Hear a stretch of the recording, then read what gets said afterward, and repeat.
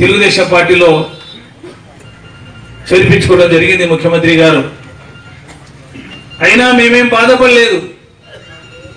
పరిస్థితులు ఇబ్బందిగా ఉన్నా, మరి ఒకరొకరు విభేదించుకున్నా కార్యకర్తలను కాపాడుకుంటూ ఎవరికి భయపడకుండా జంకకుండా వచ్చాం.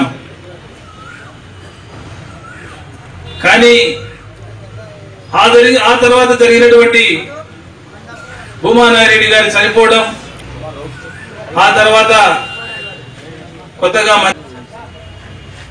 మంత్రిగా చేసేటప్పుడు కూడా అఖిలప్రియ గారిని ముఖ్యమంత్రి చంద్రబాబు నాయుడు గారు పిలిచి కూడా మాట్లాడడం జరిగింది. నన్ను మా తమ్ముడు చక్రపాణి రెడ్డిని మేము లక్షణంగా ఇవ్వండి సార్, తండ్రి చనిపోయినారు కాబట్టి బిడ్డకు ఇవ్వటం ధర్మమే, చిన్నపిల్లలు మేము ఇవ్వద్దు. మనకు జరుగుతున్న పరిస్థితులన్నీ మీకు తెలుసు. మరి తెలుగుదేశం పార్టీలో 3 సంవత్సరాలు ఎలక్షన్స్ అయిపోయిన తర్వాత ఎన్ని ఇబ్బందులు పడుతున్నామో మీకు తెలుసు.